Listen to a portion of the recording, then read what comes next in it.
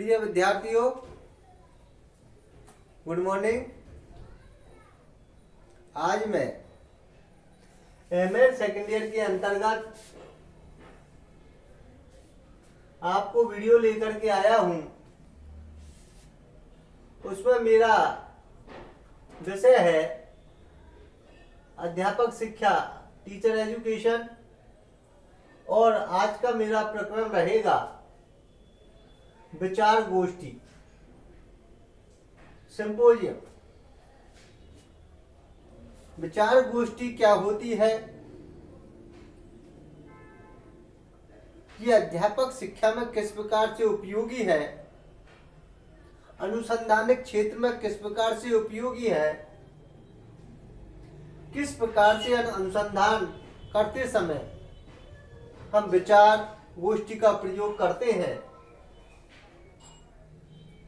ताकि हमारा अनुसंधान ठीक प्रकार से संपन्न हो सके। विभिन्न पक्षों की हमें उनके अंतर्गत जानकारी मिल सके।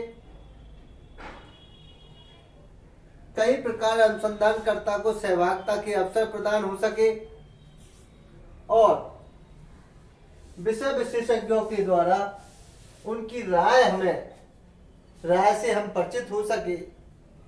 ये सारा कार्य विचार गोष्ठी के अंतर्गत हमें सिंपोजियम में देखने को मिलता है। कोटा विश्वविद्यालय कोटा के द्वारा एमएड का जो सिलेबस निर्धारित किया है उसमें विषय वस्तु में विचार गोष्ठी को भी सम्मिलित किया है। इस विचार गोष्ठी को ठीक प्रकार से समझने के लिए, अनुसंधानकर्ता को सहायता प्रदान करने के लिए एमएड में जो छात्र अध्ययनरत है उनको अनुसंधान में कोई दिक्कत नहीं आए, उनकी सहायता प्रदान करने के लिए हम इन सारी चीजों को बताने का प्रयास करते हैं। आप मेरे द्वारा बनाई गई वीडियो को देख रहे होंगे। प्रत्येक दिन मैं नई नई वीडियो लेकर के विषय वस्तु के अनुसार आपको लाता हूं। महाविद्यालय की ओर से आपको ऑनलाइन जो सुविधाएं प्रदान की गई है उसका आप लाभ उठाते हुए अच्छे अंकों से आप उत्तीर्ण हो, ऐसी आशा हम रखते हैं। आशा नहीं, पूर्ण विश्वास है कि आप हमारी बनाई हुई वीडियो को आप रोजाना देखेंगे और विषय वस्तु के अनुसार अपना सिलेबस को पूर्ण करेंगे। अगर हम बात करें विचार गोष्ठी सिंपोजियम की, तो सिंपोजियम का शाब्दिक अर्थ है बौद्धिक मनोरंजन। बौद्धिक मनोरंजन ही हमारा इसका शाब्दिक अर्थ होता है। किस प्रकार से हमारा बौद्धिक मनोरंजन हो, किस प्रकार हम बुद्धि का जो हमारा विकास है वो हो, उस सिंपोजियम के माध्यम से हम शाब्दिक अर्थ में ले सकते हैं। बौद्धिक विकास तभी होगा जब हम किसी चीज पर विचार विमर्श करेंगे, चिंतन मनन करेंगे, उसके बारे में सोचेंगे, विचार करेंगे और विचार गोष्ठी संपन्न करेंगे, तभी हमारा बौद्धिक विकास होगा, बौद्धिक मनोरंजन होगा। अगर हम आधुनिक अर्थ की बात करें तो अनुसंधानकर्ताओं के द्वारा जो अनुसंधान कर रहे हैं किसी एक प्रकरण पर विचार व्यक्त करना। जो अनुसंधान कर रहे हैं और जिन्होंने कोई टॉपिक लिया है उस पर विचार व्यक्त करना ही हमारा आधुनिक अर्थ कहलाता है, विचार गोष्ठी। तो अनुसंधानकर्ताओं के द्वारा किसी एक प्रकरण पर विचार व्यक्त करना ही सिंपोजियम का अर्थ कहलाता है, आधुनिक अर्थ कहलाता है। अगर हम बात करें विचार गोष्ठी के उद्देश्यों की, कि कौन कौन से उद्देश्यों के अंतर्गत वो सम्मिलित किए जाते हैं, वो विचार गोष्ठी के उद्देश्यों को अगर हम देखें तो कई प्रकार के उद्देश्य हमारे सामने आते हैं। उनमें सर्वप्रथम पहला उद्देश्य है अनुसंधान की किसी तात्कालिक समस्या के विभिन्न पक्षों की जानकारी प्राप्त करना। अनुसंधान की किसी तात्कालिक समस्या की विभिन्न पक्षों की जानकारी प्राप्त करना। जो अनुसंधान है, जो हमारे विद्यार्थी या प्रशिक्षणार्थी जो अनुसंधान कर रहे हैं, उस अनुसंधान में तात्कालिक समस्या के विभिन्न पक्षों की जानकारी प्राप्त करना, कि हमारे जो तात्कालिक कौन कौन सी समस्या है उनके विभिन्न पक्षों की हमें जानकारी किस प्रकार से मिल सकती है, वो विचार गोष्ठी के माध्यम से मिल सकती है। ये भी हमारा इसके अंतर्गत उद्देश्य माना गया है, क्योंकि तात्कालिक समस्याओं पर जानकारी तभी प्राप्त करेंगे जब समस्या हमारे सामने होगी और समस्या पर हम विचार विमर्श करेंगे, विद्वान साथियों की राय उसके अंतर्गत लेंगे, विद्वान साथी उसके हमें जानकारी प्रदान करेंगे, वो ही हमारे विभिन्न पक्षों की जानकारी इसके अंतर्गत प्राप्त होगी। तो ये भी विचार गोष्ठी का प्रथम उद्देश्य कहलाता है, अनुसंधान की किसी तात्कालिक समस्या के विभिन्न पक्षों की जानकारी प्राप्त करना भी हमारा उद्देश्य कहलाता है। दूसरा, अगर हम उद्देश्य की बात करें तो विभिन्न पक्षों को पहचानने की क्षमताओं का विकास करना। विभिन्न पक्षों को पहचानने की क्षमताओं का विकास करना। हमारे जो भी अनुसंधानिक पक्ष है, उन अनुसंधानिक पक्षों को पहचानने की क्षमताओं का विकास करना भी विचार गोष्ठी का उद्देश्य कहलाता है। विभिन्न प्रकार के हमारे पक्ष होते हैं अनुसंधान में, उन अनुसंधान के पक्षों को देखते हुए उन्हें समस्याओं की जानकारी प्रदान करने के लिए, उनको पहचानने के लिए, विभिन्न क्षमताओं का विकास करने के लिए भी ये उद्देश्य हमारा कारगर सिद्ध होता है। विचार गोष्ठी के उद्देश्यों में इसमें शामिल किया जाता है। इसलिए विभिन्न पक्षों को पहचानने की क्षमता तथा उनका विकास करना, उसको आगे बढ़ाना भी हमारी उद्देश्यों के अंतर्गत आता है। तीसरा, अगर हम बात करें अनुसंधान प्रकरण संबंधी समस्याओं के संदर्भ में निर्णय लेना। अनुसंधान जो हमारी खोज है, जो हम रिसर्च कर रहे हैं, उस प्रकरण संबंधी समस्याओं के संदर्भ में हमें निर्णय लेना होता है। किस प्रकार से हम इस कार्य को करेंगे, किस प्रकार हम इस कार्य को कैसे संपन्न करना है, किस प्रकार आंकड़ों को इकट्ठे करना है, किस प्रकार तथ्यों को संकलन करना है, इस सारी चीजों का निर्णय इसके संदर्भ में इसके अंतर्गत लिया जाता है। ये भी विचार गोष्ठी के उद्देश्यों के अंतर्गत है। अनुसंधान प्रकरण संबंधी समस्याओं के संदर्भ में निर्णय लेना।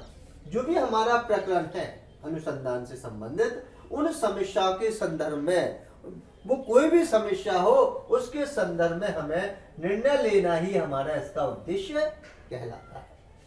कि विचार गोष्ठी का उद्देश्य है समस्याओं के संदर्भ में निर्णय लेना, उसके बारे में विचार विमर्श करना, उसके बारे में निर्णय से अवगत कराना ही हमारा विचार गोष्ठी का उद्देश्य कहलाता है। अगर हम अगले उद्देश्य की बात करें तो अनुसंधानकर्ताओं को, जो भी हमारे अनुसंधानकर्ताओं को सहभागिता के अवसर प्रदान करना। अनुसंधानकर्ता जो भी अनुसंधान कर रहे हैं, किसी टॉपिक के बारे में, समस्या के बारे में तथ्यों को इकट्ठा कर रहे हैं, या उसके संदर्भ में वो चर्चा कर रहे हैं, या उसके संदर्भ में विचार गोष्ठी कर रहे हैं, उन अनुसंधानकर्ताओं में सहभागिता के अवसर प्रदान करना भी हमारा इसका उद्देश्य कहलाता है। कि सहभागिता उसमें हमें अपनानी चाहिए, अनुसंधानकर्ताओं को सहभागिता के अवसर प्रदान करना भी इसमें हमारी आवश्यकता होती है, ये भी हमारे विचार गोष्ठी के उद्देश्य में आता है। जो भी अनुसंधान करता है, अनुसंधान के क्षेत्र में कार्य कर रहे हैं, उनमें किस प्रकार से सहभागिता के अवसर उनको मिले, वो आगे चल करके मिलजुल करके उस कार्य को करें, उस सहभागिता के अवसरों को प्राप्त करते हुए उस समस्या का समाधान वो ढूंढे, उस समस्या के समाधान के अंतर्गत अपने अनुसंधान को पूर्ण करें, यही उनके अवसर प्रदान करना भी इसमें कार्य कहलाता है, ये भी उद्देश्य माना जाता है। इसलिए अनुसंधानकर्ता को सहभागिता के अवसर प्रदान करना भी इसका कार्य है। और जिसके बाद अगर देखें अगले हम उद्देश्यों की बात करें तो अनुसंधान के क्षेत्र संबंधी समस्याओं के समाधान करना, अनुसंधान के क्षेत्र संबंधी समस्याओं के समाधान करना भी इनका उद्देश्य कहलाता है। कि अनुसंधान के क्षेत्र, कई प्रकार के अनुसंधान के क्षेत्र, आज हम देखा जाए तो शिक्षा के क्षेत्र में कई प्रकार के अनुसंधानों की आवश्यकता है।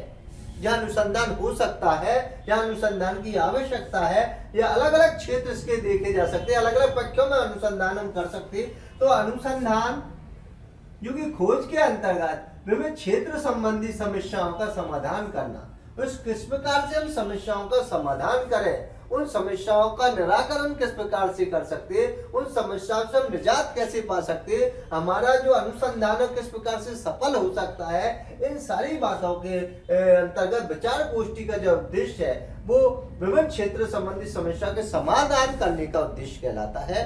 अगर हमारे पास कोई समस्या आती है, उस समस्या के अंतर्गत अगर हम क्षेत्र की बात करें तो कई प्रकार के समाधान करने की हम कोशिश करनी चाहिए कि हम उन चीजों का समाधान करें। अगर बात करें हम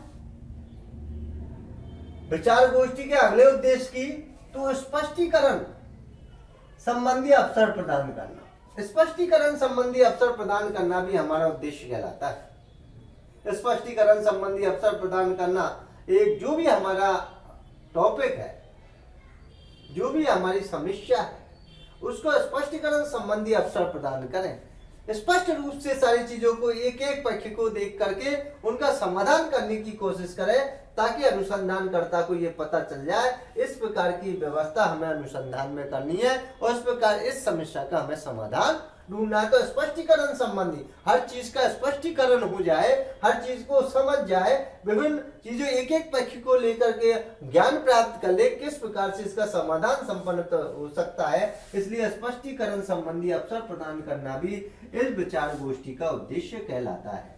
अनुसंधानकर्ता को सुविधा प्रदान करने के लिए, अनुसंधानकर्ता को विभिन्न प्रकार के समाधान करने के लिए, अनुसंधानकर्ताओं को कोई कठिनाई नहीं आए और खोज उसके पूर्ण रूप में संपन्न हो सके, सरल तरीके से उनकी कार्य ठीक हो सके, किस प्रकार से वो सरल तरीके से तथ्यों को इकट्ठा कर सके, किस प्रकार से वो अपने तथ्यों का प्रयोगात्मक कार्य कर सके, इन सारी चीजों का स्पष्टीकरण के अवसर प्रदान करना भी हमारे विचार गोष्ठी के उद्देश्य कहलाते हैं।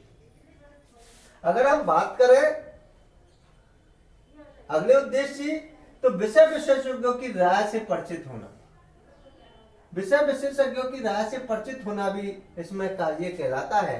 विषय विशेषज्ञों की राय से परिचित होना भी हमारा इसका उद्देश्य है कि हम किस प्रकार से विषय विशेषज्ञ जो कि हमारे इस अनुसंधानिक कार्य को संपन्न करते हैं या विचार गोष्ठी को संपन्न करते हैं, संपोजियम कार्य का जो व्यवस्था जो हमारा है, जिसमें हम विषय विशेषज्ञों को बुलवाते हैं, जिस प्रकार की हमारी समस्या है उस प्रकार के हमारे विषय विशेषज्ञ होते हैं, उन विशेषज्ञों की राय से हमें परिचित होना पड़ता है। उनकी राय हम लेते हैं, उनके सुझाव हम लेते हैं, उनकी बात को हम धैर्य से सुनते हैं, उनके विचार मंथन को हम धैर्य से सुनते हैं। वही विषय विशेषज्ञों की राय से परिचित होना भी हमारा इनके उद्देश्य कहलाता है कि किस प्रकार से हम विषय विशेषज्ञों की राय से परिचित हो। क्योंकि शिक्षा के क्षेत्र में विषय विशेषज्ञों की बहुत महत्वता होती है। जब कोई छात्र अनुसंधान करता है, जब कोई विस्मयार्थी अनुसंधान करता है तो कई प्रकार की कठिनाई उनके सामने होती है। वो ये नहीं जानता मुझे किस प्रकार से अपना अनुसंधान पूरा करना है, और अनुसंधान को पूरा करने के लिए उसे बहुत सी सहायता की आवश्यकता होती है। उस सहायता में हम जो हमारे गुरुजन हैं, जो हमारे विशेषज्ञ हैं, जो हमें पढ़ाते हैं या जिस क्षेत्र में वो अपना वर्चस्व रखते हैं या ज्ञान रखते हैं या उन्होंने अच्छी उपलब्धि हासिल की है, वो विषय विशेषज्ञ कहलाते, जिन चीज में वो पहले से खोज कर चुके होते हैं, उनको कई प्रकार की जानकारी होती है, उनकी राय लेना, उनसे परिचित होना हमारा परम कर्तव्य हो जाता है, ताकि हमें रिसर्च में, अनुसंधान में कई प्रकार की सुविधाएं मिल सके। उनकी बताई हुई बातों के अनुसार हम कार्य कर सके, उनकी बताई हुई बातों के अनुसार हम समस्या का समाधान कर सके, उनकी बताई हुई बातों के अनुसार अपने आंकड़ों को इकट्ठा कर सके, उनका प्रयोग कर सके और निष्कर्ष निकाल सके। यही हमारा अनुसंधान कहलाता है। इसलिए विषय विशेषज्ञों की राय से परिचित होना भी हमारा कार्य होता है। इसलिए विचार गोष्ठी के उद्देश्यों के अंतर्गत भी, इसके अंतर्गत हम कई प्रकार से विषय विशेषज्ञों से परिचित होते हैं, उनकी राय हमसे परिचित होते हैं, उनके व्याख्यान से परिचित होते हैं, उनकी बात को हम मानते हैं और हमारा जो अनुसंधान है उसको पूरा करते हैं। ये सारी बातें इसके अंतर्गत हमें बताई जाती है, सिंपोजियम के अंतर्गत बताई जाती है, विचार गोष्ठी के अंतर्गत बताई जाती है। ये कार्य वहां पर जो सिंपोजियम का कार्य विचार संपन्न किया जाता है, हम इकट्ठे बैठते, सहयोगात्मक रूप से बैठते, तो कई प्रकार की चर्चाएं वहां पर चलती हैं। तो ये राय भी हमें कई प्रकार कारगर सिद्ध होती है अनुसंधान में, ये भी कार्य हमारा माना जाता है। अगले उद्देश्य की अगर बात करें तो नीति मूल्यों एवं बौद्धिगमता के संबंध में निर्णय लेना। नीति मूल्यों एवं बौद्धिगमता के संबंध में निर्णय लेना भी विचार गोष्ठी के उद्देश्यों के अंतर्गत आता है।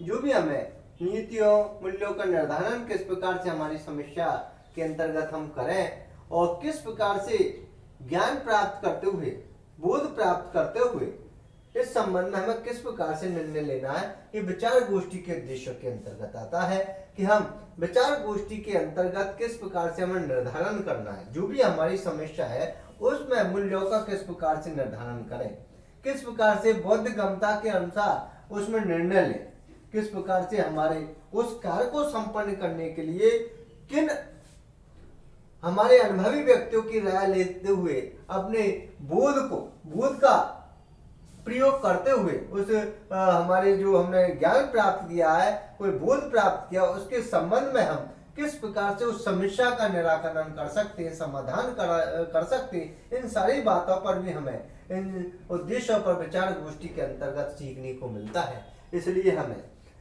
विचार गोष्ठी के उद्देश्यों की अगर हम संपूर्ण बात करें तो कई बात हमारे इसके अंतर्गत आती है कि मूल्यों का निर्धारण करना, कई प्रकार से हमें निर्णय लेना या हमारे विषय विशेषज्ञों की राय से परिचित होना, कई अवसर हमें प्राप्त होना, समस्याओं के समाधान संबंधी हमें जो क्षेत्र है उनका पता चलना, ये कई प्रकार के ऐसे जो ज्ञान है वो हमें प्राप्त होते हैं। उन विचार गोष्ठी के अंतर्गत जब हम सिंपोजियम को संपन्न करते हैं, विचार गोष्ठी को संपन्न करते हैं, तो कई प्रकार के हमें सीखने को कई बातें हमारे मिलती हैं अनुसंधान के अंतर्गत। तो उस अनुसंधान के अंतर्गत हमें अनुसंधानकर्ता को किस प्रकार से सहभागिता के अवसर उनको मिलते हैं, किस प्रकार मिलजुल करके उस अनुसंधानिक समस्या को हम दूर कर सकते हैं, जो हम समस्या का हमने चयन किया है।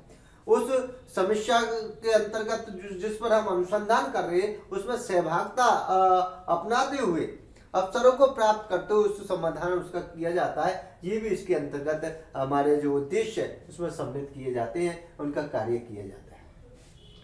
अनुसंधान प्रकरण संबंधी समस्या के संदर्भ में भी हम कई प्रकार के इनके अंतर्गत निर्णय ले सकते हैं, क्योंकि जब हम इनकी संपूर्णता की बात करें तो कई बातें हमारे सामने आती है।